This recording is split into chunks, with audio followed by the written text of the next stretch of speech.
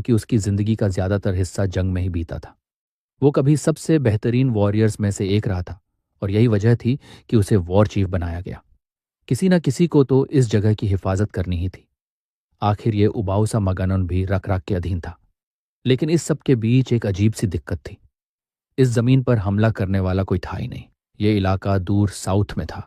चारों तरफ बाकी लिजर्डमैन की जमीनें थीं और सामने सिर्फ समुद्र, जब तक कोई समुद्र से न आए। और हैरानी की बात यह थी कि वो आ ही गए। दूर समंदर में दर्जन भर नावें दिखाई दी जिनमें कुछ अजीब से क्रीचर्स सवार थे। पहली नजर में समझ ही नहीं आया कि वो क्या है, लेकिन जल्दी ही साफ हो गया। वो क्रेफिश जैसे दिखने वाले इंटेलिजेंट बीइंग्स थे। देखने में सच में डरावने लगते थे। जवान लिजर्डमैन ने उन्हें मॉन्स्टर्स समझ लिया, लेकिन टाटार ज्यादा अनुभवी था। उसने ये सोच तुरंत काट दी। ये क्रॉफिश जैसे क्रीचर्स नावें चला रहे थे, मतलब ये बातचीत कर सकते थे। इसीलिए तातार ने खुद जाकर उनसे जमीन पर मिलने का फैसला किया। हिम्मत में उसकी कोई कमी नहीं थी। क्रेफिशेस से कई गुना ऊंचा खड़ा होकर उसने पूछा कि वो कौन है और किस मकसद से आए हैं। जवाब का इंतजार किए बिना ही उसने सख्त लहजे में खुद को वॉर चीफ टटार बताया और उन्हें अपना मकसद बताने का हुक्म दे दिया। बेचारे क्रेफिशेस डर के मारे कांप उठे। वो तो बस टर्क्वाइज लॉबस्टर्स थे जो एक तूफान में रास्ता भटक कर समंदर पार आ गए थे। अब वो बस ये जानना चाहते थे कि वो कहाँ पहुंच गए हैं। ठठार ने गर्व से बताया कि वो अब ह्यूट्रिन नेशन की टेरिटरी में है, जिसका मतलब लिजर्ड मैन भाषा में ब्लैक स्केल होता है। उधर जवान लिजर्ड मैन पूरी तरह अलर्ट था। लीडर के इशारे पर किसी भी पल लड़ाई में कूदने को तैयार। उसे पूरा यकीन था कि तातार उन लोगों में से नहीं है जो दुश्मनों पर रहम करते हों, और ये क्रैफिश जैसे क्रिएचर्स तो बिल्कुल अनजान थे। या तो तातार उन्हें पकड़कर बांध लेता उनसे जानकारी निकलवाने के लिए, या फिर यहीं सबको मार देता। डरे हुए लॉबस्टर्स भी टाटार से उठती उस खतरनाक फीलिंग को महसूस कर चुके थे और अपनी ढेर सारी टांगों के सहारे भागने की तैयारी करने लगे थे। लेकिन ऐसा कुछ नहीं हुआ। टाटार ने हमला करने के बजाय अपने सबॉर्डिनेट को मेहमानों के लिए एक अस्थायी शेल्टर बनाने का आदेश दिया। वो भूखे होंगे, इसलिए उसने ये भी कहा कि लिजर्डमैन के बाद बचा हुआ खाना उन्हें खिला दिया जाए। ये देखकर सब हैरान रह गए। खूंखार दिखने वाला तातार असल में वैसा निकला ही नहीं। टर्क्वाइज लॉबस्टर्स दिल से टटार के आभारी हो गए और वादा किया कि उसकी इस दया और एहसान को वो कभी नहीं भूलेंगे। आराम करने और पेट भर खाने के बाद वो सब अपने घर की तरफ लौट गए। जब जवान लिजर्ड उन्हें जाते हुए देख रहा था तो उसके दिमाग में एक ही सवाल घूम रहा था कि तातार ने उनकी मदद क्यों की। अगर वो तातार की जगह होता तो उन लॉबस्टर्स को उसी वक्त भगा देता और रैक रैक को जाकर बता देता कि कुछ घुसपैठियों को खदेड़ दिया गया है। उसे समझ ही नहीं आ रहा था कि तातार ने किंग के सामने मेरिट कमाने का इतना बड़ा मौका क्यों छोड़ दिया। सच कहें तो खुद तातार भी अपने फैसले को लेकर पूरी तरह श्योर नहीं था। हो सकता है वो गलत हो और वो सच में दुश्मन हो, लेकिन फिर भी वो अलग तरह से कर ही नहीं पाया, और इसकी एक वजह थी। अपना फैसला समझाने के लिए तातार ने उस जवान लार्ड से पूछा कि क्या उसे पता है कि उसने अपनी बाईं आंख कैसे खोई थी। जाहिर है उसे पता था। ये कहानी लिजर्डमैन के बीच काफी मशहूर थी। टटर ने कभी अकेले 10 ट्रोल से लड़ाई की थी जो ट्रैवलर्स को लूट रहे थे, और उसी लड़ाई में वो बुरी तरह जख्मी हुआ था। वैसे भी वो ट्रैवलर्स कोई बड़े एलाई नहीं थे, बस कुछ अजीब से हाफलिंग्स थे। आंख खोने के बाद टटार की मुलाकात रख रख से हुई थी। लिजर्डमैन के किंग ने कहा था कि एक साथ 10 ट्रोल से भिड़कर सिर्फ एक आंख खोना गर्व की बात है। लेकिन दिक्कत यह थी कि उसने ये आंख ट्राइब के लिए नहीं खोई थी, बल्कि कुछ हाफलिंग्स को बचाते हुए। और राक राक ने उससे पूछा था क्या उसे इसका पछतावा है। तब तातार ने उसे अपना जवाब दिया था। उसने सुना था कि बहुत पहले रैक रैक के नेतृत्व में कुछ लार्ज मैन वेस्टलैंड में भटकते हुए घायल और थके हुए थे। हर तरफ सिर्फ निराशा थी। लेकिन ठीक उसी नाजुक पल में राक राक को ब्लू बग गॉड का आशीर्वाद मिला था, और बदले में उस गॉड ने कुछ भी नहीं मांगा। उसने बस उन बेबस यात्रियों पर दया दिखाई थी। यह सुनकर राक राक चौंक गया। टाटार कह रहा था कि उसने हाफलिंग्स की मदद इसलिए की क्योंकि उसने भी ब्लू बग गॉड की तरह दया से काम लिया। टटर ने भरोसे के साथ कहा कि उस वक्त उसे यही सही लगा था। यह जवाब राक को पसंद आया। टटर सही था और उसने बिल्कुल सही फैसला लिया था।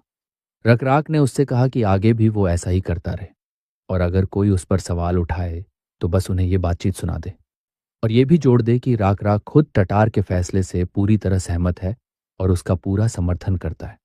अब बस वक्त ही बताएगा कि तातार उन लफ्जर्स को लेकर सही था या नहीं। कुछ ही समय बाद वही जवान लिजर्ड मैन उसके ऑफिस में दौड़ता हुआ आया, एक खबर लेकर। वो क्रस्टेशियंस वापस आ गए थे। टटार बिना देर किए खुद उनसे मिलने निकल पड़ा, ये जानने के लिए कि अब क्या मामला है। रूबो, जो उन लॉबस्टर्स का लीडर था, खुशी से अपने रक्षक का स्वागत करता है। लेकिन टटार के दिमाग में सिर्फ एक सवाल था, वो यहां क्यों आए हैं? क्या वो फिर किसी तूफान में फंस गए थे? असल बात यह थी कि इस बार वो खास तौर पर सिल्क और आयरन खरीदने आए थे, जिनके बारे में टटार ने पिछली बार बताया था। उनके आइलैंड पर किसी दूसरे आइलैंड से जंग चल रही थी और उन्हें बाहर की टेक्नोलॉजी और रिसोर्सेज की सख्त जरूरत थी। इसके बदले सारे लॉबस्टर्स एक संदूक भरकर कीमती व्हाइट पर्ल्स देने को तैयार थे। लेकिन वो गोल चमकदार पत्थर तातार को जरा भी इंप्रेस नहीं कर पाए। हो सकता है ऑटोमेशन कासल का लॉर्ड उनमें वैल्यू देखे, लेकिन खुद तातार को उस पल ये भी ठीक से नहीं पता था कि पर्ल्स असल में कितने कीमती होते हैं। फिर भी वो अपनी कंफ्यूजन दिखाना नहीं चाहता था, इसीलिए उसने बार्गेनिंग करने का फैसला किया और बदले में कुछ सच में काम का मांगा, जैसे वो टेक्नोलॉजी जिससे लॉबस्टर्स अपनी नावें बनाते थे। लॉबस्टर्स को ये बात बिल्कुल पसंद नहीं आई। रूबो समझाने लगा कि ऐसी नावें बनाना बहुत वक्त लेता है और ये एक बेहद कॉम्प्लेक्स प्रोसेस है। इस पर तातार ने सीधा कह दिया कि उसे कॉम्प्लेक्स बातें समझ नहीं आती।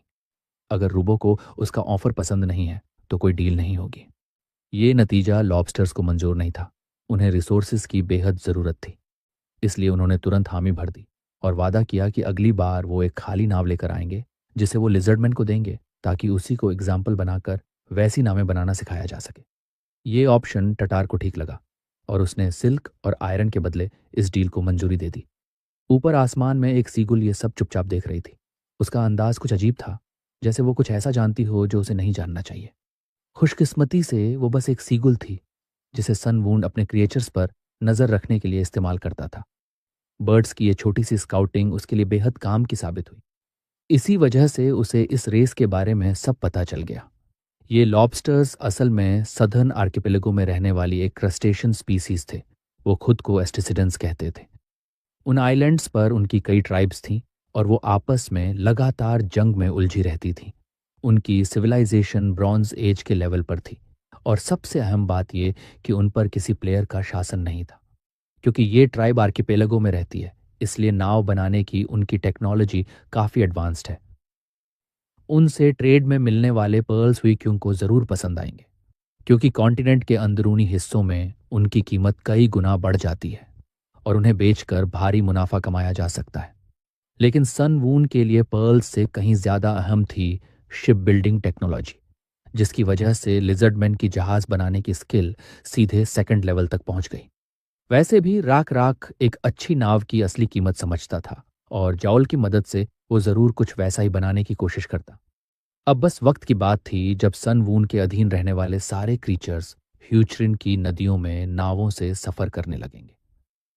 यही वाटरवेज के जरिए ट्रेड रूट्स बनाने का सबसे सही मौका था। सन वून के लिए ये थोड़ा सरप्राइजिंग था, लेकिन लगता है पुराना वॉरियर टाटा डिप्लोमेसी में भी काफ़ी शार्प था। इसीलिए अस्टकडान से निपटने का काम वो आराम से उसी पर छोड़ सकता था।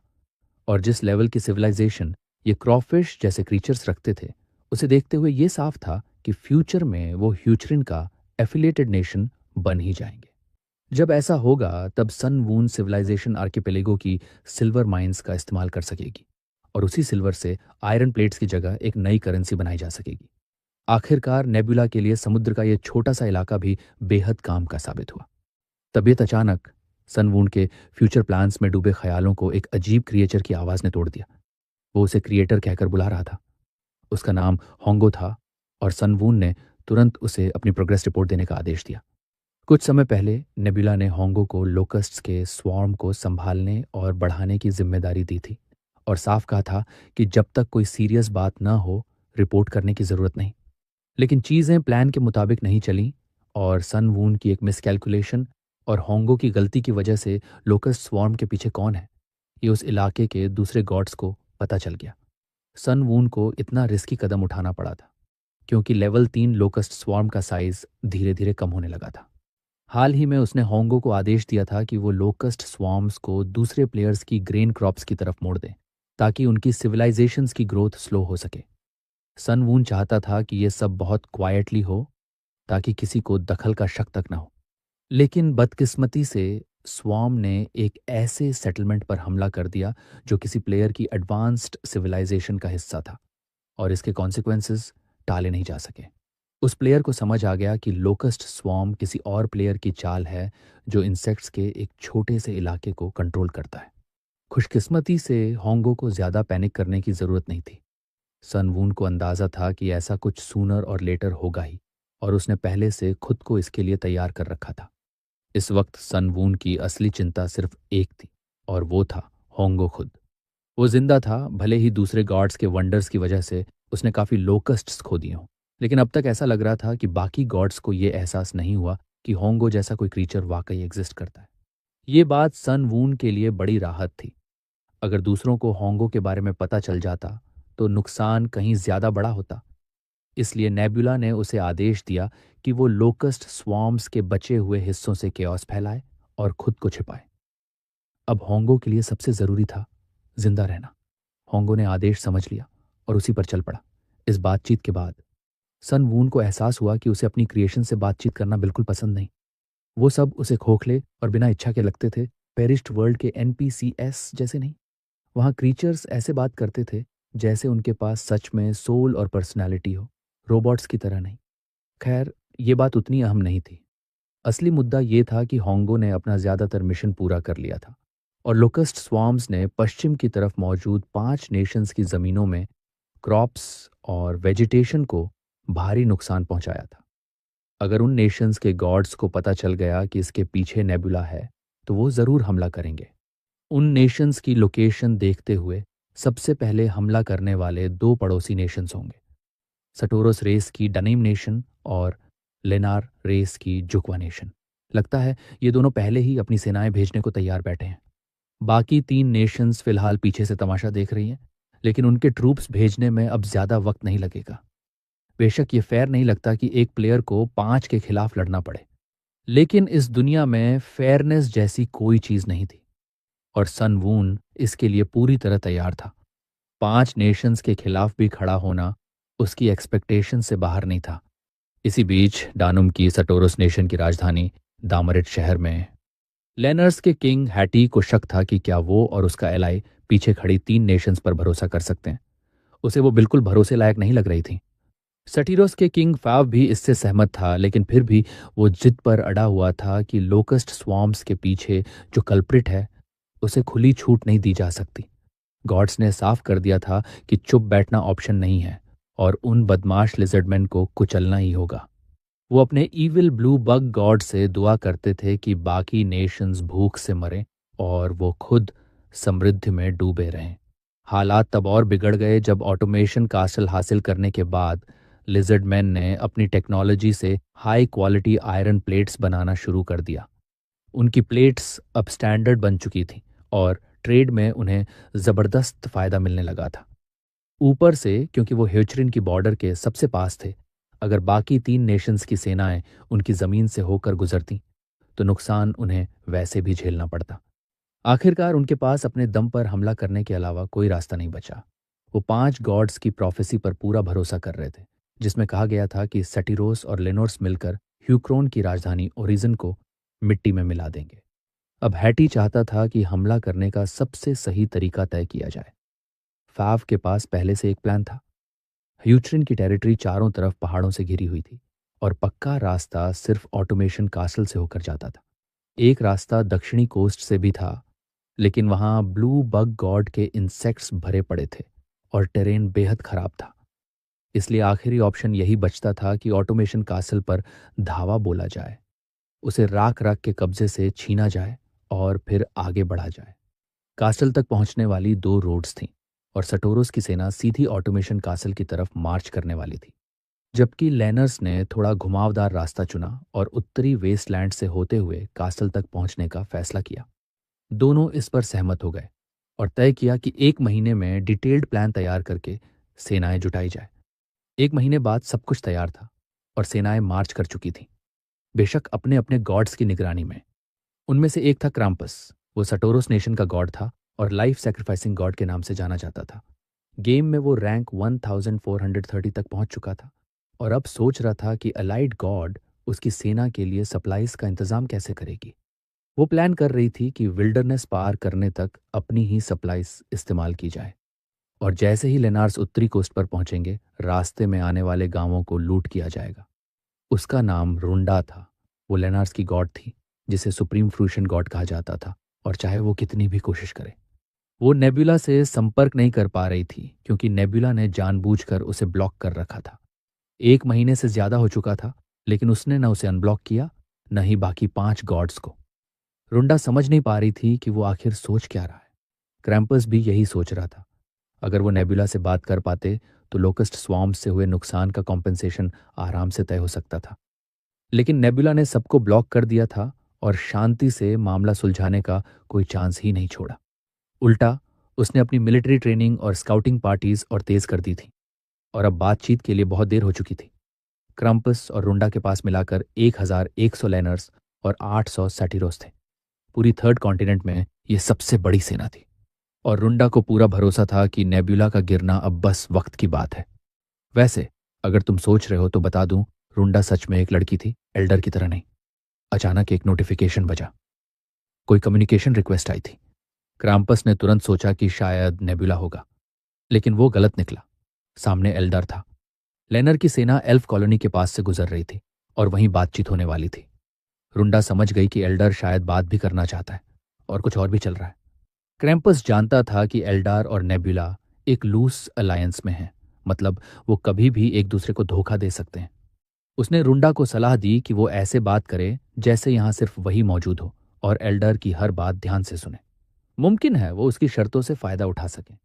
एल्दार हमेशा की तरह अपने ट्रेडमार्क स्टाइल में सामने आया, एल्फ गॉड का पूरा रोल निभाते हुए। उसका आरपी ड्रामा कभी खत्म ही नहीं होता। शायद जानबूझकर ही उसे आर्ट्स का छोटा डोमेन मिला था। रुंडा उससे पहली बार मिल रही थी, और उसका ये रूप देखकर वो चौंक गई। वो न सिर्फ एक एल्वन गर्ल की तरह दिख रहा था, बल्कि उसका बर्ताव भी अजीब तरह से नाटकीय था। एल्दर मासूम पीड़ित बनकर खेलता रहा और मदद की गुहार लगाने लगा। रुंडा अभी इस सब को समझ ही रही थी। उसने थोड़ी झिझक के साथ पूछा कि उसे आखिर किस चीज में मदद चाहिए। तुरंत ही एल्डर ने अपनी दुखभरी कहानी शुरू कर दी। कैसे चालाक नेबुला ने उसकी मर्जी के खिलाफ उसे झुकने पर मजबूर किया, फिर अपने फायदे के लिए इस्तेमाल किया, और हर मुमकिन तरीके से उसका अपमान किया। नेबुला ने सोलोंगोस और लिमचुनसुक को हराने के बाद एल्डर के पास उसकी हर बात मानने के अलावा कोई रास्ता नहीं बचा था। नेबुला न सिर्फ उससे कहीं ज्यादा ताकतवर था, बल्कि उसकी बैटल स्ट्रैटेजीज भी पूरी तरह कुचल देने वाली थी। रुंडा तब सच में चौंक गई जब उसे पता चला कि एल्डर ने उन्हें हराने में उसकी जरा भी मदद नहीं की थी। सोचो तो यकीन करना मुश्किल था कि उसने अकेले ही इतने ताकतवर प्लेयर्स को गिरा दिया। लेकिन एल्डर के लिए यह कोई हैरानी की बात नहीं थी। क्या उन्होंने कभी नेबुला की रेपुटेशन के बारे में सुना नहीं था? वो अनगिनत दुनियाओं में अनगिनत गॉड्स से लड़ चुका था और सबसे ऊंची रैंकिंग तक पहुंचा था। नेबुला एक सच्चा मॉन्स्टर है। क्राम्पस और रूंडा ने एक दूसरे की तरफ देखा। उनकी किस्मत सच में खराब थी। पहले और दूसरे रैंक वाले प्लेयर्स दोनों एक ही कॉन्टिनेंट पर आ गए थे।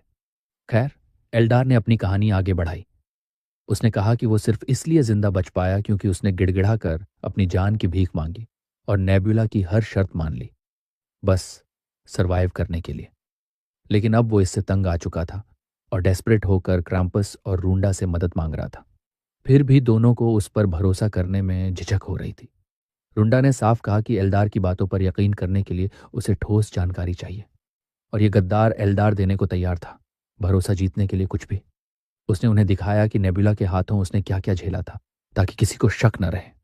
अपमान, एल्व्स को सताया जाना, उनके गांव जलाया जाना, ये देखकर दोनों दंग रह गए कि नेबुला अपने एलाई के साथ भी ऐसा कर सकता है।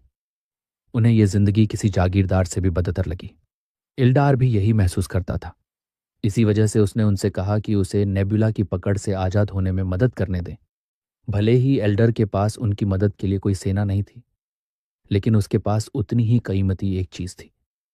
उसे पता था कि नेबुला इस लड़ाई में क्या प्लान कर रहा है, और वो ये जानकारी देने को तैयार था। जब उसने उन्हें वो सब बता दिया जो वो सुनना चाहते थे, तो आखिरकार बातचीत खत्म हुई और एल्डर ने राहत और थकान की एक लंबी सांस ली। अब वो सोच रहा था कि क्या उसकी एक्टिंग काफी कन्विंसिंग रही। नेबुला पूरे वक्त वहीं मौजूद था और उसे एल्डर की एक्टिंग पसंद आई।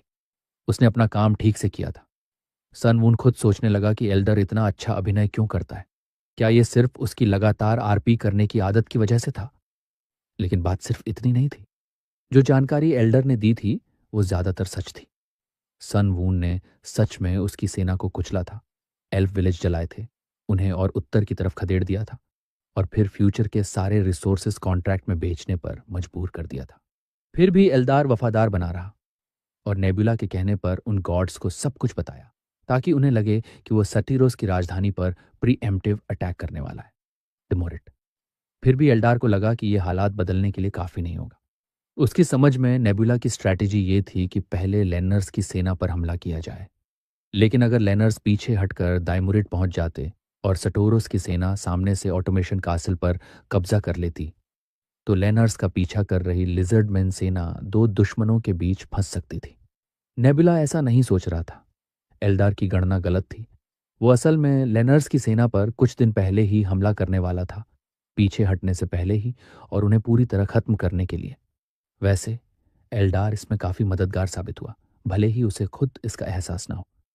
उसने लेनर्स को अपनी कुछ सप्लाईज दे दी, ये दिखाने के लिए कि वो पूरी तरह सरेंडर कर चुका है, और ये भी सन वून के प्लान का ही हिस्सा था। वो सप्लाईज खास तौर पर तैयार की गई थी।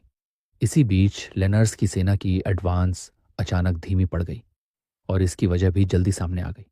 सैनिकों का खाना जहरीला हो चुका था, और ये खबर सुनते ही उनका लीडर हठी गुस्से से भर उठा। खाने के पोर्टर ने बताया कि खाना खराब हो चुका है और अब वो कुछ भी नहीं कर सकता। ऐसे में हैटी उसे वहीं सजा देने ही वाला था, लेकिन उसके जनरल ने उसे रोका और पूरी बात सुनने को कहा। उसे अजीब लगा कि कल तक खाने में कोई दिक्कत नहीं थी, और जो खाना उन्होंने हाल ही में खाया था वो एल्व्स से मिली सप्लाईज थी। हैटी को इस पर यकीन नहीं हुआ। उसने खुद एल्व्स की सप्लाईज चेक की थी और बाहर से उनमें कुछ भी खराब नहीं लग रहा था, लेकिन जनरल के मुताबिक वो सामान बाहर से ठीक दिख सकता है और अंदर से जहर मिलाया गया हो। आखिर लिजर्डमैन का गॉड गंदे इंसेक्ट्स पर ही तो राज करता है। ऐसे में एल्व्स से मिली किसी भी जानकारी पर भरोसा नहीं किया जा सकता था, भले ही सुप्रीम फ्रूशन गॉड ने बिल्कुल वही प्रोफेसी दी हो। जनरल यूबेई ने कहा कि हो सकता है गॉड से ही गलती हो गई हो, और एल्व्स जो लिजर्डमैन के साथ थे उन्होंने अभी तक गद्दारी नहीं की है। खराब सप्लाईज इसका साफ सबूत है। वो बस उन्हें धोखा देने की कोशिश कर रहे हैं। अचानक एक स्काउट हाँफता हुआ भाग कर आया। उसके पास बेहद जरूरी खबर थी। उसने बताया कि लिजर्डमैन की सेना उनकी तरफ बढ़ रही है और अब बस कुछ ही घंटों की दूरी पर है। यूबेई ने तुरंत पूछा कि लिजर्डमैन कितने हैं, और जवाब सुनते ही सबके चेहरे उतर गए। उनकी संख्या 1,500 से भी ज्यादा थी। ये बहुत बुरी खबर थी। खाने में जहर फैलने के बाद उनके पास सिर्फ 900 सोल्जर्स ही लड़ने के काबिल बचे थे, और हालात इससे भी ज्यादा खराब थे, क्योंकि अगर लेनर्स की गिनती लिजर्डमैन के बराबर भी होती तब भी उनके छोटे कद की वजह से वो डिसएडवांटेज में रहते। अब तो संख्या भी कम थी। खुली लड़ाई में हार तय थी, लड़ना बेकार था। इसलिए हैटी ने तुरंत रिट्रीट का आदेश दिया और सटोरोस के किंग को संदेश भेजा कि मेन एनिमी फोर्सेस से टकराव की वजह से वो पीछे हट रहे हैं। यूबेई ने सुझाव दिया कि पहाड़ों और जंगलों की तरफ जाकर गेरिला वॉर शुरू की जाए, वहीं जीतने का मौका बन सकता था। पूरी लेनर्स की सेना अफरा तफरी में पीछे हटने लगी। हैटी को उम्मीद थी कि गेरिला वॉरफेयर से उनके छोटे कद का फायदा मिलेगा और वो ज्यादा से ज्यादा समय खींच पाएंगे। अगर इस बीच सटोरोस की सेना ऑटोमेशन कासल पर कब्जा कर लेती तो लिजर्डमैन को मजबूरन पीछे हटना पड़ता। लेकिन अफसोस, हैटी की ये उम्मीद यहीं टूटने वाली थी। लेनर्स के रास्ते में एक ऐसा ऑब्स्टिकल आ खड़ा हुआ जिसे पार करना नामुमकिन था। एक विशाल प्रेइंग मैंटिस स्रोडिस ने उनका रास्ता रोक लिया। उसने चेतावनी दी कि वो बिना सोचे समझे उस टेरिटरी में घुस आए हैं जहां ब्लू बग गॉड में विश्वास न रखने वालों का आना मना है। डरे हुए लेनर्स ऐसे मॉन्स्टर को देखते ही भागने लगे, लेकिन बहुत देर हो चुकी थी। अब फैसला स्ट्रैटस लेने वाला था, और इस पाप की कीमत उन्हें अपनी जान देकर चुकानी थी। हैटी ने अपने लोगों को सब कुछ छोड़कर इधर उधर बिखर जाने का आदेश दिया, जबकि यूबेई वहीं रुककर मॉन्स्टर से भिड़ना चाहता था। हैटी ने जल्दी से समझाया कि यह कोई आम मॉन्स्टर नहीं है, बल्कि इविल लिजर्डमैन का गार्डियन है जो सीधे उनके गॉड के आदेश पर चलता है। यानी ये उनकी लड़ाई नहीं है। सुप्रीम फ्रूशन गॉड को अपनी सेना बचाने के लिए अपना गार्डियन भेजना पड़ा, वो विशाल रैटनेजी। दोनों मॉन्स्टर्स एक भयानक टक्कर में भिड़ गए। रुंडा ये सब देख रही थी और उसे यकीन नहीं हो रहा था कि हालात इतनी तेजी से उसके हाथ से निकल गए। वो बदनाम मैंटिस एब्सर्डली हाई स्टैट्स रखता था, पहली बार उसने देखा था कि ट्रेट मॉन्स्ट्रोसिटी वाले एक ही क्रीचर में इतनी ज्यादा एसेंसेस डाली गई हों। स्ट्रैटिस की स्ट्रेंथ, स्पीड और इंटेलिजेंस, सब कुछ ही पागलपन की हद तक था। ऐसा मॉन्स्टर नेजी अकेले कभी नहीं संभाल सकता था। अब रुंडा खुद को कोस रही थी कि उसने लापरवाही बरती और मान लिया कि सब कुछ कंट्रोल में है। अब लग रहा था कि उसकी सेना के पास पूरी दूरी वापस भागने के अलावा कोई रास्ता नहीं है। लेकिन भाग भी गए तो नेजी के मरने के बाद ये क्रीचर लौटेगा और लेनर्स का शिकार करेगा, यानी उसकी कुर्बानी बेकार जाएगी। इसका मतलब साफ था कि स्राटिस को यहीं और अभी मारना जरूरी था। गार्डियन स्राटिस लेवल 11 का था और उसके पास सिर्फ लेवल 4 डिविनिटी थी, और यहीं रुंडा को एक उम्मीद दिखी। रुंडा के पास लेवल 9 डिविनिटी थी और नेजी के पास लेवल 3 डिविनिटी। दोनों मिलकर कुल डिविनिटी लेवल 12 बना सकते थे, और तब उनके पास मौका था।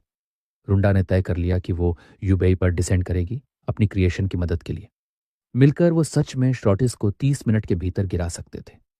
यूबेई को तुरंत डिवाइन पावर का जबरदस्त बूस्ट मिला। उसे उसी पल एहसास हो गया कि सुप्रीम फ्रूटियन गॉड खुद उस पर उतर आई है। और जब यूबेई ने अपनी सेना को पीछे हटने का आदेश दिया, ये कहते हुए कि वो मॉन्स्टर से खुद लड़ेगा, तो किंग ने अवज्ञा करने की हिम्मत नहीं की। रुंडा बिना देर किए लड़ाई में कूद पड़ी, बिल्कुल सही वक्त पर, क्योंकि उसका रैट नेजी मुश्किल से टिक पा रहा था। फिर भी वो आखिरी दम तक लड़ने को तैयार था। रुंडा ने उसे चुप रहने और लड़ते रहने का आदेश दिया, क्योंकि आज वो इस मॉन्स्टर से हार नहीं सकते थे। वो चाहती थी कि लिजर्ड मैन की सेना के पहुंचने से पहले ही ये लड़ाई खत्म हो जाए। यहां नेबुला के पास कोई मीडिएटर नहीं था जो उतरकर अपने गार्डियन की मदद कर सके, और उसे यह भी समझ आ गया कि स्ट्राटिस को मौत से कोई डर नहीं था। उसे किसी चीज की परवाह नहीं थी। वो बस अपना दिया गया काम पूरा कर रहा था और आखिरी सांस तक करता रहने वाला था। दो बनाम एक की ये खूंखार लड़ाई शुरू हो चुकी थी, और जब नेजी स्ट्राटस की हरकतों को रोकने की कोशिश कर रहा था, रुंडा उसके अंगों को एक एक करके काटती चली गई। फिर भी यह मैंटिस को रोकने के लिए काफी नहीं था। उसने आसानी से नेजी को बेहोश कर दिया। ऐसा दर्द श्रद्धास के लिए कुछ भी नहीं था। वो इसे अपने गॉड का आशीर्वाद तक मान रहा था। रुंडा ने उसका एक और अंग काट दिया, और उसी पल उसे समझ आ गया कि यह सच में पागल है। लेकिन अब इससे कोई फर्क नहीं पड़ता था। इस रफ्तार से 10 मिनट से भी कम समय में श्रद्धास मरने वाला था। अचानक उसे जमीन के अंदर से एक अजीब सी गड़गड़ाहट और भारी कदमों की आवाज सुनाई दी। यकीन करना मुश्किल था, लेकिन एक अकेली परछाई पागलपन भरी रफ्तार से उनकी तरफ दौड़ती चली आ रही थी। सबसे हिंसक, सबसे शैतानी, सबसे खतरनाक, बीस्ट स्लेयर, कॉन्करर्स का कॉन्करर, गोट्स का गोट, वो आ चुका था। सन वून की डिविनिटी ने रकरक को चीटा से भी तेज और एलिफेंट से भी ज्यादा ताकतवर बना दिया था, और जब उसमें इलेक्ट्रिक स्टिंगरे की डेमोनिक पावर जुड़ गई, तो वो एक ऐसा वन मैन आर्मी बन चुका था जिसे रोकना लगभग नामुमकिन था। रुंडा की सारी कैलकुलेशंस शुरू से ही गलत थीं। हाँ, मेन फोर्स को यहां पहुंचने में 3 घंटे लगते, लेकिन उसे यह भी सोचना चाहिए था कि राक राक पर डिसेंड करने के बाद नेबुला को यहां पहुंचने में कितना वक्त लगेगा। हवा में एक गॉडली लीप लगाते हुए वो अपनी स्पीयर को ब्लू लाइटनिंग की बेमिसाल ताकत से चार्ज करता है और उसे एक गॉडडैम मीटियर की तरह जमीन पर दे मारता है। स्पीयर की स्पीड इतनी खतरनाक थी कि बचने या भागने का लगभग कोई मौका ही नहीं मिला, और पूरी कोशिश के बावजूद रुंडा की बाईं बांह पर गहरी चोट लग ही जाती है। अपनी गॉड पर इस बदबूदार लिजर्ड के हमले को देखकर नेजी बेकाबू हो जाता है और सीधे सन वून पर झपट पड़ता है। लेकिन मैंटिस उस विशाल रैट को अपने बड़े बड़े हाथों से जकड़ लेता है और उसे कचरे के थैले की तरह उछाल कर दूर फेंक देता है।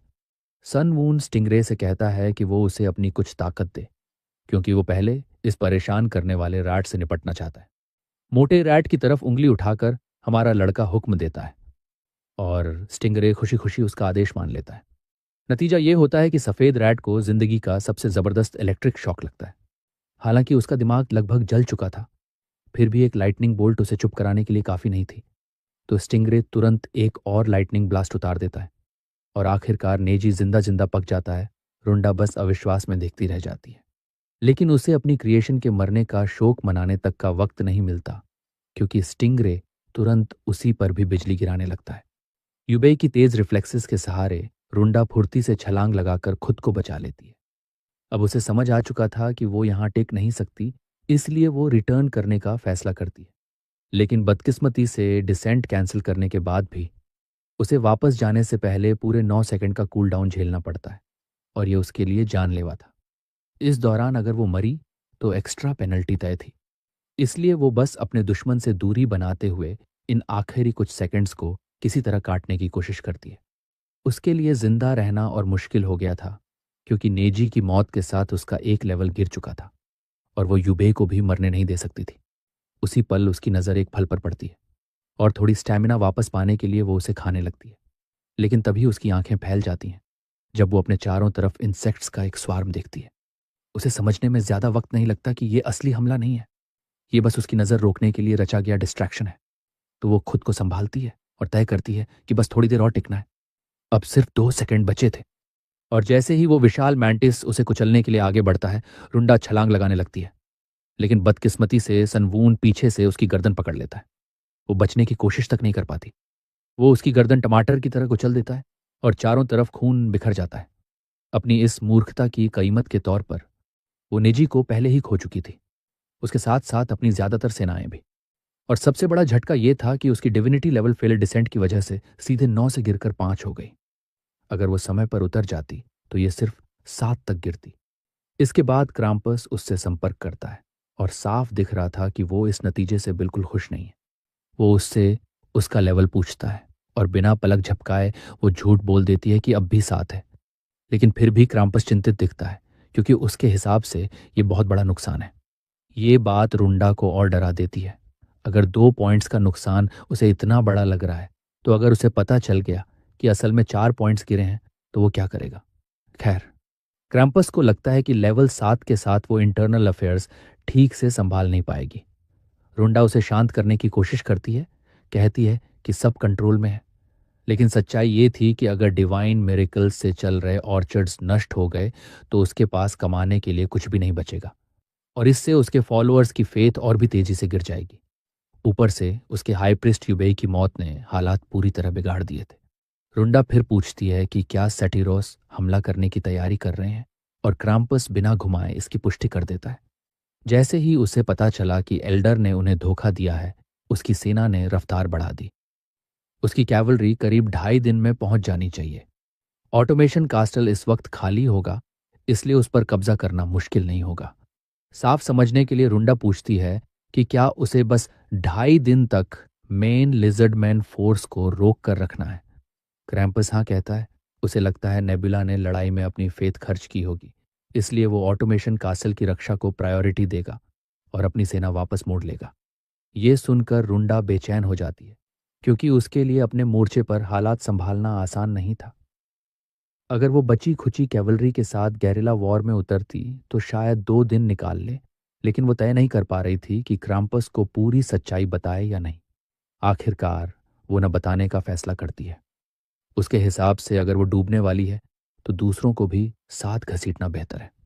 अगले दिन क्राम्पस उससे संपर्क करता है और बताता है कि लिजर्डमैन फोर्सेस उसकी दिशा में बढ़ रही हैं, जबकि रुंडा का काम उन्हें वहीं उलझाए रखना था। हम जानते हैं कि वो ये मिशन पहले ही फेल कर चुकी थी और इसकी बड़ी वजह यह थी कि लेनर्स की कैवलरी उन्हें रोकने के लिए काफी नहीं थी। लेकिन सबसे बड़ी गड़बड़ एल्डर से मिली गलत जानकारी थी। ओरिजिनल प्लान के मुताबिक लड़ाई ह्यूट्रिन के फायदेमंद टेरेन पर होनी थी, लेकिन टकराव उम्मीद से कई दिन पहले हो गया और उन्हें खुले मैदान में लड़ना पड़ा, जहां न कवर था न कोई स्ट्रैटेजिक एज। क्रैम्पस साफ तौर पर चिढ़ चुका था, क्योंकि हार उसे सामने दिखने लगी थी।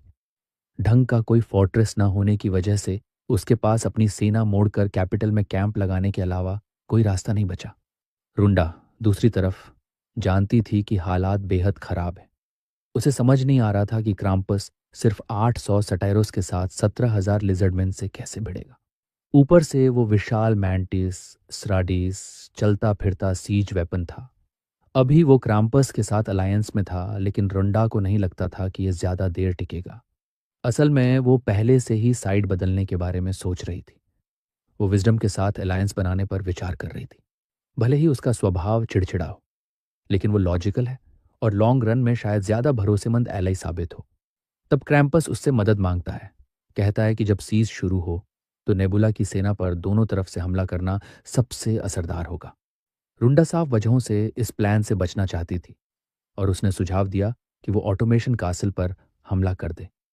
लेकिन क्रैम्पस ने इशारा किया कि वो वहां वक्त पर पहुंच ही नहीं पाएगी और रुंडा को मजबूरन मानना पड़ा कि वो सही कह रहा है। फिर भी क्राम्पस मानता है कि उसका आइडिया पूरी तरह गलत नहीं है, खासकर क्योंकि ऑटोमेशन कासल खाली है। तो वो एक नया प्लान रखता है। उसकी कैवलरी कासल की तरफ जाए और उसके फुट सोल्जर्स क्रैम्पस के साथ रहें। फोर्सेस बांटी जाएंगी, 200 कैवलरी और 300 फुट सोल्जर्स। दुश्मन 400 कम होंगे। सामने सिर्फ 1300 लिजर्डमैन रहेंगे। उसके 800 सेटिरोस और रुंडा के 300 लेनर्स के साथ क्राम्पस को भरोसा था कि वो टिक भी पाएंगे और जीत भी सकते हैं। लेकिन रुंडा के चेहरे से साफ था कि यह प्लान वैसा नहीं चलेगा जैसा क्राम्पस सोच रहा है। झूठों का जाल जिसमें वो खुद फंस चुकी थी अब कसता जा रहा था और उसे समझ नहीं आ रहा था कि इससे निकले कैसे। उसने ये झूठ भी बोला था कि उसने नेबुला की क्रिएशन, उस विशाल मैंटिस को खत्म कर दिया है। उसे पता था कि सच सामने आते ही क्राम्पस के साथ उसका अलायंस टूट जाएगा। इसलिए वो जल्दी से एक और झूठ बोलने का फैसला करती है। उसी पल क्राम्पस को नेबुला की तरफ से एक विस्पर रिक्वेस्ट मिलती है। रंडा उसे मना करती है कि वो रिक्वेस्ट ठुकरा दे, लेकिन क्रम्पस आखिरकार हमारे लड़के से कनेक्शन बना ही लेता है। नेबुला बातचीत की शुरुआत ये पूछकर करता है कि क्या उन्होंने आखिरकार सरेंडर करने का फैसला कर लिया है। नेबुला की आवाज में छुपी अकड़ क्रैम्पस को चिढ़ा देती है। वो उसे याद दिलाता है कि एक जीत के बाद इतना घमंडी न बने, और ये भी जोड़ता है कि कुल हालात अब भी उनके हक में हैं। सनवून को समझने में ज्यादा वक्त नहीं लगता। रुंडा के पसीने से तर घबराए चेहरे पर एक नजर डालते ही उसके सारे शक साफ हो जाते हैं और वो हंसी नहीं रोक पाता। अपने ही पार्टनर से धोखा खा रहे क्रैम्पस का ख्याल उसे हद से ज्यादा मजेदार लगता है। उधर क्रैम्पस और ज्यादा बेचैन और चिड़चिड़ा होता जा रहा था। उसे अब भी इस बात का गुस्सा था कि नेबुला ने इतने समय तक उसे विस्पर से ब्लॉक कर रखा था, और अब जब आखिरकार कनेक्शन बना है तो सामने से सिर्फ ये स्मग दाना। सनवून फौरन माफी मांगता है, कहता है उसका किसी को चिढ़ाने या नीचा दिखाने का इरादा नहीं था। लेकिन फिर भी क्राम्पस पूरे भरोसे के साथ सरेंडर से इनकार कर देता है। हार की बात तो उसके दिमाग में भी नहीं आती। ये सुनते ही सन वून की स्कल हैट के नीचे छुपी चालाक मुस्कान और गहरी हो जाती है। बिना कुछ बोले वो कॉल काट देता है। क्राम्पस झुंझलाकर बड़बड़ाने लगता है कि उसे समझ ही नहीं आ रहा ये आदमी आखिर चाहता क्या है। रंडा भी उसे याद दिलाती है कि इसी वजह से उसने शुरू में ही नेबुला की कॉल न लेने की सलाह दी थी।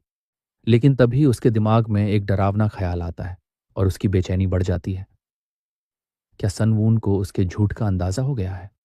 जल्दी से एक बहाना बनाकर वो क्राम्पस से कहती है कि उसे अपनी सेना की हालत देखने जाना है। फिर कॉल काट देती है और तुरंत सनवून को विस्पर रिक्वेस्ट्स भेजने लगती है। उधर सनवून आराम से अपनी सीट पर बैठा सब देख रहा था, जैसे कोई बॉस अपने एम्प्लॉयज को ऑब्जर्व कर रहा हो। तबीयत अचानक उसकी स्क्रीन रूंडा की नोटिफिकेशन से भर जाती है। एक के बाद एक रिक्वेस्ट आती चली जाती है। सनवून के पास उन्हें रिजेक्ट करने की कोई वजह नहीं होती। वो सीधे एक्सेप्ट कर लेता है। कॉल कनेक्ट होते ही रंडा प्रैक्टिकली और डिजिटली दोनों तरह से फट पड़ती है और बिना रुके उस पर चिल्लाने लगती है। सनवून शांत रहते हुए उसे चिल रहने को कहता है। वो बोलता है कि इतना गुस्सा करने की कोई वजह नहीं है, बल्कि सच तो ये है कि परेशान तो उसे होना चाहिए, क्योंकि उस पर दोनों तरफ से हमला आने वाला है। लेकिन रुंडा रुकती नहीं, लगातार बोले जा रही होती है। तो सनवून उसकी बकवास से तंग आकर कॉल काट देता है। वो उसकी पत्नी नहीं है और उसकी चीख पुकार सुनने का उसे कोई शौक नहीं, और इस तरह वो कॉल काट देता है रंडा को गुस्से में छोड़कर। लेकिन रुंडा तुरंत दोबारा कनेक्ट कर लेती है, इस बार और जोर से चिल्लाते हुए। कॉल काटने पर उसे डांटती है, याद दिलाती है कि वो उसकी दोस्त नहीं है, इसलिए उसके साथ ऐसा बर्ताव न करे, और सीधा पूछती है कि वो असल में चाहता क्या है। लेकिन सन वून का बात करने का मूड नहीं है जब तक वो ऐसे ही चिल्लाती रहे। रुंडा मजबूरी में अपना गुस्सा निगल जाती है, गहरी सांस लेती और शांत होकर पूछती है कि जब क्रम्पस ने सरेंडर नहीं किया तो उसने कॉल क्यों काट दी। इसके जवाब में सन वून बताता है कि उसका ओरिजिनल प्लान था क्रम्पस से सरेंडर करवाना और पांचों प्लेयर्स से एक अग्रीमेंट लेना, ताकि फिलहाल लड़ाई टल जाए। लेकिन मौजूदा हालात देखकर अब उसे लगता है कि क्रम्पस और रुंडा दोनों की नेशंस को कुचलकर कब्जा करना ज्यादा एफिशिएंट रहेगा, भले ही इसमें मेहनत ज्यादा लगे। रुंडा पलट कर कहती है कि सिविलाइजेशन के इस स्टेज पर उसके पास इतनी पॉपुलेशन नहीं है कि वो हर बॉर्डर की रक्षा कर सके। तब सूर्यवन उसे अपनी स्ट्रैटेजी का कोर बता देता है। वो सैट्रोस की जमीन खुद लेगा और लेनर्स की टेरिटरी बाकी 3 प्लेयर्स में बांट देगा। उसे पूरा भरोसा था कि बिना लड़े मुफ्त की जमीन लेने से कौन मना करेगा। लेकिन रुंडा साफ कहती है कि वो या क्रम्पस चुप नहीं बैठेंगे। अगर वो उनकी सिविलाइजेशन की ज़मीन छीनने की कोशिश करेगा। सन वून ने यह भी पहले से सोच रखा था। उसका इरादा है कि वो न रुंडा को जिंदा छोड़े न क्राम्पस को, ताकि उसके प्लान में कोई रुकावट ना आए। ये सुनकर रुंडा साफ तौर पर हिल जाती है। वो पूछती है कि क्या ये एक तरह की धमकी है। सन वून शांत ही रहता है और साफ कर देता है कि उन्हें खत्म करना बस उसके पास मौजूद ऑप्शंस में से एक है। ये समझते ही कि अब हालात अपने पक्ष में मोड़ने का कोई रास्ता नहीं बचा, रुंडा सरेंडर कर देती है।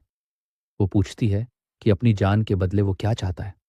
बिना जरा भी रुके सन वून लेनर्स, सैटिरोस और ट्रोल्स के बारे में पूरी डिटेल्ड जानकारी मांगता है। रुंडा कहती है कि वो सटोरोस के बारे में बता सकती है क्योंकि उसकी क्राम्पस से अलायंस है, लेकिन ट्रोल्स के बारे में उसे ज्यादा कुछ नहीं पता क्योंकि विजडम के साथ उसका कोई अलायंस नहीं है। हमारा लड़का बिल्कुल साफ शब्दों में कह देता है कि उसे विजडम के साथ अलायंस बनानी होगी और वहां से जानकारी निकाल कर लानी होगी। कैसे करेगी, इससे उसे कोई फर्क नहीं पड़ता।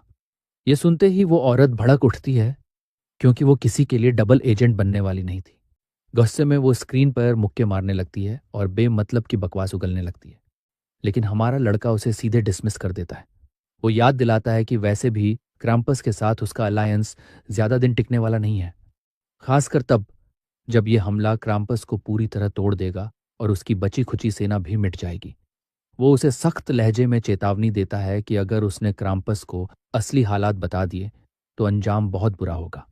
चूंकि वो पहले ही उससे झूठ बोल चुकी है, वो बाकी 4 प्लेयर्स के साथ भी अपनी अलायंसेस खो देगी और पूरी तरह अकेली रह जाएगी, लेवल 5 पर फंसी हुई। उसका चेहरा गुस्से से सख्त पड़ जाता है और वो एक बार फिर भड़कते हुए किसी भी तरह के सहयोग से इनकार कर देती है।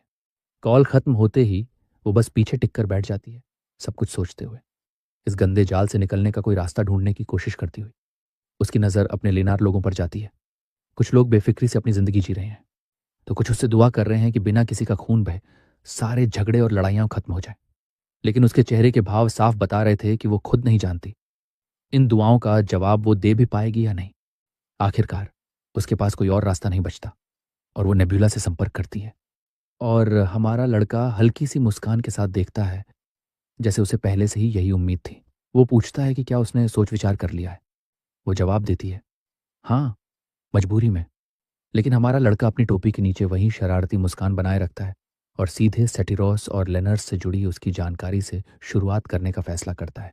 इसके बाद एलाइड नेशंस के साथ लड़ाई आखिरकार खत्म हो जाती है और साफ दिखता है कि क्राम्पस को नेब्यूला का सीज फायर ऑफर समझने में काफी दिक्कत हुई। लेकिन रुंडा किसी तरह उसे मना लेती है और मामला आखिर ट्रूस पर आकर रुक जाता है। इसी बीच ऑटोमेशन कासल में हमें हुई कयुंग का वही हमेशा वाला खुशमिजाज चेहरा देखने को मिलता है। वो एक कॉन्फ्रेंस होस्ट कर रही होती है जिसमें हर रेस के रिप्रेजेंटेटिव्स मौजूद होते हैं। वो मर्चेंट अलायंस बनाने का प्रपोजल रखती है, सबको याद दिलाती है कि 4 व्हील बनाते वक्त कितने एक्सपीरियंस्ड मर्चेंट्स की जरूरत पड़ी थी और कैसे आपसी ट्रेड से सबने अच्छा मुनाफा कमाया था। इसी वजह से ऐसी मीटिंग्स आगे भी होती रहनी चाहिए। उसका कहना है कि इंफॉर्मेशन शेयर करना, दाम बढ़ने से पहले रिसोर्सेज खरीद लेना और एलाइज के बीच ट्रेड पर टैक्स न लगाना, ये सब लॉन्ग टर्म में सबके लिए फायदेमंद है। एक सफ़ेद बालों वाला गाय जिसका नाम मुझे भी याद नहीं, ये भी जोड़ देता है कि वो उन चीज़ों की ट्रेड भी कर सकते हैं जो उनकी नेशंस में फॉरबिडन है, वो भी बिना किसी की नज़र में आए। पहले स्टॉक जमा किया जाए और दाम बढ़ते ही दोबारा बेचा जाए। यहाँ तक कि किसी प्रोडक्ट का पूरा स्टॉक खरीद कर मार्केट प्राइस अपने हिसाब से कंट्रोल करना भी मुमकिन है।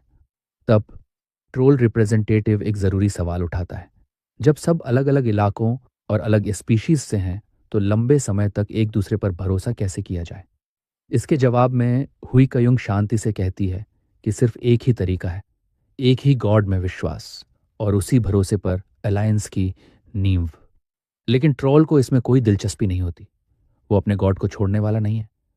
उल्टा वो हुई कयुंग से पूछता है कि वो अपना गॉड क्यों ना छोड़ दे और उसके साथ क्यों ना आ जाए। यहीं हुई कयुंग एक डाइस निकालती है और फैसला किस्मत पर छोड़ देती है। नियम सीधा है, जो सबसे बड़ा नंबर फेंकेगा सब उसी गॉड को मानेंगे। और हम सब जानते हैं कि वो डाइस रोल कैसे खत्म हुआ। और तभी एक सिस्टम विंडो आकर सारी शंकाएं खत्म कर देता है। हुई के युंग की लीडरशिप में मर्चेंट अलायंस, जिसे अब 5th व्हील कहा जाएगा, ऑफिशियली बन चुकी है और उसका मेन डीटी है ब्लू इंसेक्ट गॉड। ये अलायंस सबके लिए फायदेमंद साबित होता है क्योंकि ब्लैक मार्केट डील्स अब और भी आसान हो जाती हैं। मोनोपोली और प्राइस फिक्सिंग जैसे काम भी एक सीक्रेट मर्चेंट अलायंस होने की वजह से अब वो बिना टैक्स दिए बेहिसाब मुनाफा कमा सकते हैं। सनवून सोचता है कि शायद इतनी जल्दी ऐसा सीक्रेट ऑर्गेनाइजेशन बन जाना थोड़ा जल्दबाजी भरा है, लेकिन उसे इसकी उम्मीद भी थी। वो इस बात से जेन्युइनली इम्प्रेस्ड है कि हुई के युंग ने अपनी डिमोनिक प्रॉपर्टी प्रोबेबिलिटी का इस्तेमाल करके ये सब कर दिखाया। इस बार उसने सच में खुद को पार कर लिया था। अब जब कॉन्फ्लिक्ट्स थम चुके थे तो कुछ समय तक सबको अपनी अपनी नेशन संभालनी थी और हाल की घटनाओं को डाइजेस्ट करना था। इसका मतलब था कि कुछ वक्त तक बॉर्डर्स में कोई बड़ा बदलाव नहीं होगा और शायद थोड़ी स्टैग्नेशन भी आए। इसी दौरान सन वून फ्यूचर कॉन्फ्लिक्ट्स के लिए और बेहतर तैयारी करने का मन बना लेता है। हम स्टोरी में काफ़ी आगे आ चुके हैं, तो चलो एक छोटा सा रिकैप देख लेते हैं कि नेबुला की सिविलाइजेशन अब कहाँ तक पहुंच चुकी है। पहला बड़ा इंसिडेंट राक राक से जुड़ा था, जिसे ब्लू लेदर लिजर्डमैन ट्राइब से बाहर निकाल दिया गया था। नेबुला द्वारा चुने जाने के बाद उसने पूरी ट्राइब पर कब्जा कर लिया। दूसरा बड़ा इवेंट था अबोमिनेशन, एंशियंट कोलेओप्ट्रा की हार। उसे हराकर सनवून ने अबोमिनेशन एसेंस हासिल की और सेकेंड बीस्ट श्रद्धास को बनाया। तीसरा बड़ा इवेंट फ्रॉगमैन ट्राइब और टू हेडेड अबॉमिनेबल गॉड की हार थी, जिससे नेबुला को लाइटनिंग की डिमोनिक प्रॉपर्टी मिली। चौथा बड़ा मोड़ ऑटोमेशन कासल के लिए हुई सीक्रेट ऑपरेशन और बैटल थी सरेन के जरिए। नेबुला की प्रोफेसी सच साबित हुई और हुई का युंग ने आखिरकार अपने सारे सिबलिंग्स को हरा दिया। पांचवां इवेंट था एल्व्स की हार, जिन्होंने ऑटोमेशन कासल पर हमला किया था। उनकी हार के बाद नेबुला ने एल्डार को भी अपने कंट्रोल में ले लिया। इसके बाद नेबुला ने सोलोंगोस और लिमछुनसुक को हराया। एल्व्स को नॉर्थ शोर पर बसाया गया और जमीन के सदर्न एंड पर ड्वार्फ्स के गांव मगानॉन पर कब्जा कर लिया गया। नेबुला की एक और बड़ी अचीवमेंट थी हीचरिन की स्थापना और ओरिजॉन को उसकी कैपिटल बनाना।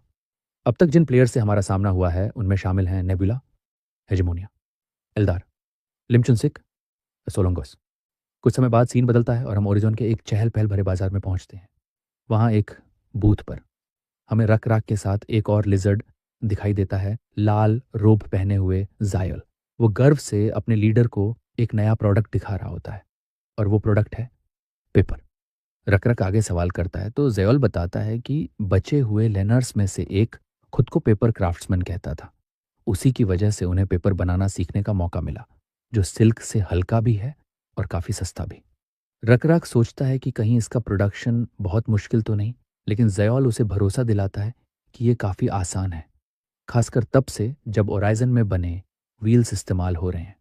जब पेपर की सप्लाई स्टेबल हो जाएगी तो लेटर्स का इस्तेमाल बढ़ेगा और रिकॉर्ड्स भी बेहतर तरीके से रखे जा सकेंगे। ये उनकी सिविलाइजेशन के लिए एक बहुत बड़ा स्टेप होगा, क्योंकि अब हिस्ट्री लिखी जाएगी और खोई नहीं जाएगी। ऐसा लगता है राक राक भी जायोल को कुछ दिखाना चाहता है। पेपर अच्छा है, लेकिन अगर उसे नुकसान पहुंच जाए तो उसे ठीक नहीं किया जा सकता। रक रक आगे कहता है कि उसके पास बहादुर वॉरियर्स हैं और समझदार साथी भी, जिनमें जयोल खुद शामिल है। जब तक उनका गॉड उनके साथ है, उसे भरोसा है कि वो किसी भी दुश्मन को हरा सकते हैं। लेकिन अगर दुश्मन दो तरफ से बढ़ जाए तो उनका गॉड भी हर जगह एक साथ मौजूद नहीं हो सकता। इसीलिए रक राक एक प्लान लेकर आया है। वो मैप पर एक लकीर खींचता है और बताता है कि वो एक बैरियर बनाने वाले हैं। जयोल आइडिया से सहमत होता है, लेकिन अपने लीडर को याद दिलाता है कि इतनी बड़ी दीवार बनाने में बहुत वक्त लगेगा। उसे ऑटोमेशन कास्टल की दीवारों से भी ऊंचा बनाना होगा, तभी वो सच में बैरियर का काम कर पाएगी। ऑटोमेशन कास्टल जैसी डॉल्स उनके पास नहीं है और स्टोन से बनाना पड़ेगा, जो आसानी से नहीं मिलता। सारी मैनपावर और सारा पैसा झोंक देने के बाद भी इसे पूरा होने में कम से कम 100 साल लगेंगे। ये सुनकर राक राक हैरान होता है, लेकिन इसलिए नहीं कि समय ज्यादा है, बल्कि इसलिए कि वो खुद सोच रहा था कि इसमें 200 साल लगेंगे। फिर भी जयोल की बात सही थी। 200 साल तक काम को चलाए रखना मुश्किल होगा और उन्हें इसे 100 साल के अंदर ही पूरा करना पड़ेगा। 100 साल भी बहुत लंबा समय है, इसलिए राक राक कोई ज्यादा एफिशिएंट तरीका सोचने लगता है। थोड़ा सोचने के बाद राक राक खड़ी नदी और 3 स्वॉम्प्स को नेचुरल बैरियर की तरह इस्तेमाल करने का सुझाव देता है। अगर उन हिस्सों को छोड़ दिया जाए तो शायद इसमें 80 या 70 साल ही लगेंगे, लेकिन फिर भी ये एक पूरी जिंदगी जितना समय है। इसलिए राक रक एक बिल्कुल अलग प्लान सामने रखता है। दुश्मन को रोकने के बजाय वो एलाइज को जल्दी बुलाने पर ध्यान देना चाहता है। वो फायर और स्मोक सिग्नल्स का सिस्टम सजेस्ट करता है, 5 चिमनीज के साथ। एक चिमनी जले तो मतलब सब नॉर्मल है, दो का मतलब दुश्मन दिख गया, तीन का मतलब दुश्मन उनकी तरफ बढ़ रहा है, चार का मतलब बीकन पर हमला हो चुका है, और पांच का मतलब लड़ाई शुरू हो गई। ये सिस्टम बिना पूरी दीवार बनाए वाइल्ड की रक्षा कर सकता है। पहाड़ अपने आप में नेचुरल बैरियर्स हैं, और वैलीज में माउंटेन फोर्ट्रेसेस बनाकर रिजेस पर बीकन्स लगाए जाए तो वो वाइल्ड में मौजूद बीकन्स जैसा ही काम करेंगे। पूरा प्लान समझाने के बाद रखरख जेल से पूछता है कि इसमें कितना समय लगेगा। जूनियर तुरंत जवाब देता है, 5 साल। सोचकर अच्छा लगता है कि जो प्लान 200 साल से शुरू हुआ था वो अब सिर्फ 5 साल में पूरा हो सकता है। 3 साल पलक झपकते ही बीत जाते हैं और हम फिर ओराइजन में होते हैं। एक मैंशन के अंदर रख रख अकेला बैठा होता है, गहरी सोच में डूबा हुआ। वो सोचता है कि एक नेशन बनाना जितना मुश्किल था, उसे चलाना उससे कहीं ज्यादा कठिन निकला। उसे अपने लोगों को अंदर से जोड़ना भी है और बाहर के दुश्मनों से बचाना भी। लेकिन इंसानों के अलावा लगभग हर स्पीसीज लिजर्डमैन से डरती है। डर से आज्ञाकारिता मिल जाती है, लेकिन सिर्फ डर के सहारे राज नहीं चलता। बिना हार्मनी के लोग या तो मजबूरी में झुकेंगे या फिर खुलकर बगावत करेंगे। ऊपर से वो सबको ब्लू इंसेक्ट गॉड में विश्वास करने के लिए मजबूर भी नहीं कर सकता। काश कोई तरीका होता जिससे सबके दिल एक हो जाते। वो खुद को एक अच्छा फाइटर मानता है, लेकिन जानता है कि एक सच्चा किंग बनने के लिए उसमें इंटेलेक्चुअल की कमी है। फिर भी वो इतना समझदार है कि सिर्फ एक जमीन पर रहना और साथ रहना सच्ची यूनिटी के लिए काफी की नहीं होता। तब एक जानी पहचानी आवाज रैक रैक की बात से सहमति जताती है, और हैरानी की बात यह होती है कि वो आवाज स्टारगेजर की होती है, जो किसी चमत्कार की तरह मर्शन के अंदर आ जाता है। स्टारगेजर का मानना है कि भले ही सब एक ही जमीन पर रहते हों, लेकिन वो एक ही समय में नहीं जीते। रक रक खुशी से उछल कर खड़ा हो जाता है और अपने पुराने दोस्त से पूछ बैठता है कि वो यहाँ कैसे हैं, क्योंकि उसे तो मर जाना चाहिए था। स्टारगेजर हल्के से उंगली रक रक के होठों पर रख देता है, चुप रहने का इशारा करते हुए। उसी पल रक रक को समझ आ जाता है कि स्टारगेजर के आखिरी शब्द सच थे। मौत के बाद भी ब्लू इंसेक्ट गॉड उनका रास्ता दिखा रहा है। रकराक मन ही मन आफ्टर लाइफ के बारे में पूछना चाहता है, लेकिन जानता है कि मौत एक गहरा और निजी विषय है, इसलिए वो सवाल रोक लेता है। इसके बजाय वो पूछता है कि स्टारगेजर का मतलब क्या था जब उसने कहा था कि सब एक ही समय में नहीं जीते। स्टारगेजर बाहर आसमान की तरफ देखता है, फिर रकराक से पूछता है कि क्या उसे वो कहानियां याद हैं जो उसने कभी उसे सुनाई थी। आसमान की ओर इशारा करते हुए वो पूछता है कि ओराइजन में दिखने वाले तारे और मगनॉन में दिखने वाले तारे क्या सच में एक जैसे हैं। रक रक पूरी तरह यकीन से नहीं कह पाता, लेकिन उसे लगता है कि वो अलग हैं, भले ही थोड़ा ही सही। स्टारगेजर फिर लेनर्स और सटाइरन्स की जमीनों की बात करता है। रक रक जवाब देता है कि वहां फर्क तो और भी साफ है। स्टारगेजर सहमति में सिर हिलाता है और राख राख को याद दिलाता है कि जैसे आसमान अलग अलग हैं, वैसे ही हर कोई अपने अपने समय में जीता है। एक किंग के तौर पर राख राख को सबके समय में जीना सीखना होगा। देखो, हर कोई अपनी जिंदगी अपने समय में जीता है।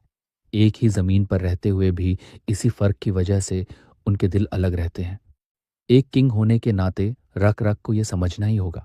स्टारगेजर की बातों को जोड़ते हुए उसे एहसास होता है कि हर स्पीसीज समय को अपने तरीके से देखती है। उसे समझ आता है कि ड्वार्फ्स के साथ पिछली गलतफहमी इसी वजह से हुई थी, क्योंकि हर स्पीसीज दिनों की गिनती अलग तरह से करती है। ये एहसास राख राख को भारी लगने लगता है, और जब स्टारगेजर पूछता है कि ये इतना मुश्किल क्यों है, राख राख जवाब देता है कि सिखाना सबसे कठिन काम है, खासकर उन्हें जो लिजर्डमैन से नफरत करते हैं। स्टारगेजर मुस्कुराकर कहता है कि इसी वजह से वो यहाँ आया है। वो एक नीले चमकते तारे की ओर इशारा करता है और बताता है कि यह तारा राख राख को दर्शाता है।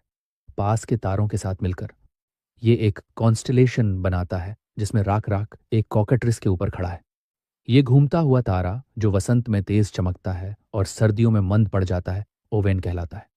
स्टारगेजर कहता है कि जब सही समय आएगा, ओवेन रकरक को छुएगा, और तब रकरक उन सारी कहानियों को सुन पाएगा जो ओवेन ने अपने सफर में इकट्ठा की है। रकरक स्टारगेजर के साथ बिताए इस पल को दिल से महसूस करता है, और जब स्टारगेजर उसे फॉर्जमेंट, शुनान, अउलवी और यहां तक कि लॉर्ड हुई कयूंग और सायरन की आकृतियां दिखाता है, ओगर चीफ किचन और तमारी दुबी, रकराक उस पल की गर्माहट को महसूस करता है। सब साथ हैं, एक दूसरे के करीब, भले ही थोड़ी देर के लिए ही सही। आखिरकार स्टारगेजर अपने गॉड की पुकार महसूस करता है और समझ जाता है कि अब जाने का वक्त आ गया है। रकराक उस पल को खत्म नहीं होने देना चाहता और जिद करता है कि स्टारगेजर थोड़ी देर और रुके। कहता है कि उसे अभी बहुत कुछ कहना है। लेकिन स्टारगेजर मुस्कुराकर मना कर देता है। कहता है कि यही जीने का तरीका है। जिज्ञासा में राक राक फिर आफ्टर लाइफ के बारे में पूछ बैठता है। उम्मीद करता है कि स्टारगेजर कुछ और बताएगा। स्टारगेजर गंभीर आवाज में कहता है कि आफ्टर लाइफ मरे हुओं का मामला है। यह सुनकर रक राक उदास हो जाता है। मौत के बाद क्या होता है, यह सवाल उसे हमेशा डराता रहा है। स्टारगेजर इस डर को स्वीकार करता है। कहता है कि जो जीवित हैं उनका मौत से डरना स्वाभाविक है। वो समझाता है कि मरे हुए कुछ भी बदल नहीं सकते। भले ही गॉड उन्हें देखने दे, वो उससे आगे कुछ नहीं कर सकते। यही उनकी सीमा है। सिर्फ जीवित लोग ही बदलाव ला सकते हैं। और रकराक को ये बात कभी नहीं भूलनी चाहिए। जैसे ही राक राक अपने गॉड के कॉन्स्टलेशन को देखता है, वो श्रद्धा से घुटनों के बल गिर जाता है। लेकिन तभी वो अपना नाम पुकारे जाने की आवाज़ सुनता है और उस सपने जैसी स्थिति से जाग जाता है। सामने जयौल खड़ा होता है। वक्त बेहद अहम है और उसके सारे वैसल्स इकट्ठा हो चुके हैं एक बड़े मुद्दे पर चर्चा के लिए। रक रक जयौल को हुक्म देता है कि वो एक बड़ा पेपर और चारकोल लाए। इतना पेपर कि पूरा आसमान बनाया जा सके। उसी पल सिस्टम विंडो एक बड़ी अचीवमेंट अनाउंस करता है। हंटिंग स्टार कैलेंडर का निर्माण, ग्रीन सिटी एक्ट का पहला कैलेंडर। ये कैलेंडर कॉन्स्टलेशंस पर आधारित है और तारों की पोजीशन के हिसाब से महीनों को तय करता है। हंटिंग स्टार कैलेंडर अपनी एक्यूरेसी के लिए जाना जाता है, जो असली ऑर्बिटल पीरियड को 99.8% तक मैच करता है। इसे 3 नेशंस ने अपनाया है और इसे टाइम को ऑर्गेनाइज करने का लगभग परफेक्ट सिस्टम माना जाता है।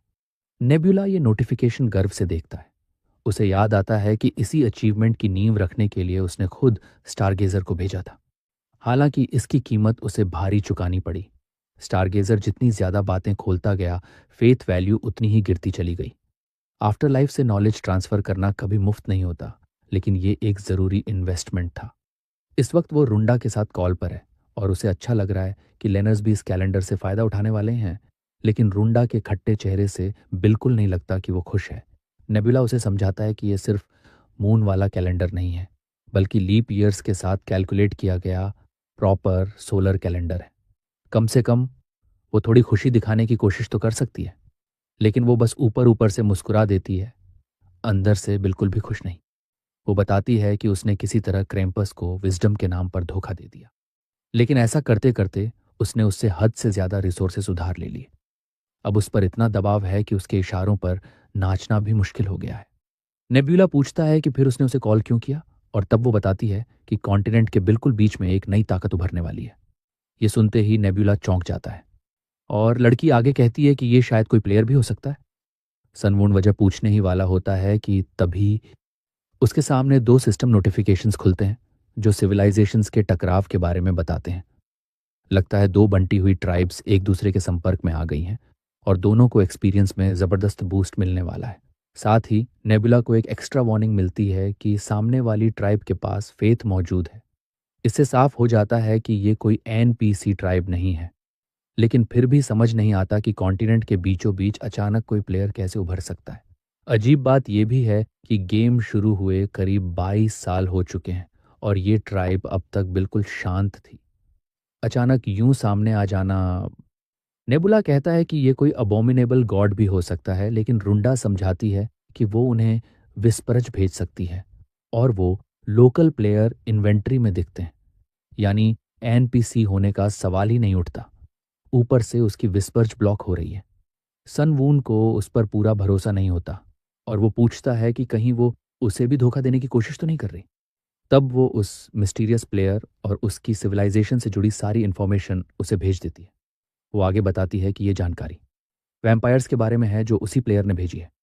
उस प्लेयर का निकनेम AR1026 है, जो जूमान सिविलाइजेशन को कंट्रोल करता है। उसकी मेन स्पीसीज निक्सन है, जिसे सिंगुलर में निक्स कहा जाता है। आमतौर पर AR1026 ये जानकारी सिर्फ अपने एलाई जांगवान को भेजता, लेकिन इस बार उसने विजडम, क्रम्पस और रुंडा को भी भेज दी।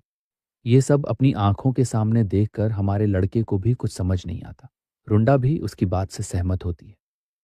फिर वो उससे पूछता है कि वो इस नए प्लेयर को क्या नाम दे रहे हैं। जिस पर वो बताती है कि पहले कैरेक्टर का हांजा जोल है, इसीलिए अगले दो कैरेक्टर्स जोड़कर नाम रखा गया है जोल वूबी। नेबुला सोचता है कि इतना अजीब नाम वाला प्लेयर एग्जिस्ट ही नहीं करना चाहिए, और उससे भी ज़्यादा अजीब बात यह है कि वैम्पायर जैसी स्पीशीज का होना। इस सीन में जो लोग लड़ते दिख रहे हैं वो निक्स हैं, और उनमें से कुछ काटे जाने के बाद वैम्पायर्स में बदल चुके हैं। सिस्टम विंडो आगे बताता है कि वैम्पायर्स जॉम्बीज की तरह दूसरों को इन्फेक्ट करते हैं और उन्हें अपनी ही स्पीसीज में बदल देते हैं। ये ट्रांसफॉर्मेशन आमतौर पर एक दिन में या ज़्यादा से ज़्यादा कुछ दिनों में पूरा हो जाता है। इस दौरान उनकी एबिलिटीज़ आमतौर पर घटती हैं, लेकिन कभी कभी बढ़ भी सकती हैं। रुंडा हैरान हो जाती है कि नेबुला को भी इस वैम्पायर स्पीसीज के बारे में कुछ नहीं पता, जिस पर वो सहमति में सिर हिलाता है। वो आगे बताती है कि क्राम्पस के मुताबिक शायद इसलिए उन्हें नहीं पता क्योंकि ये इवेंट होने की प्रोबेबिलिटी बेहद कम है। लेकिन नेबुला को ये बात जमती नहीं। उसके हिसाब से ऐसा होना ही नहीं चाहिए। उसे ये किसी डीएलसी जैसा लगता है, एक एक्सपेंशन पैक की तरह। वो उसे याद दिलाता है कि ये पेरिश्ड वर्ल्ड अब वैसी गेम नहीं रही जैसी पहले थी। अब ना कोई ग्राफिक्स ऑप्शंस विंडो है, न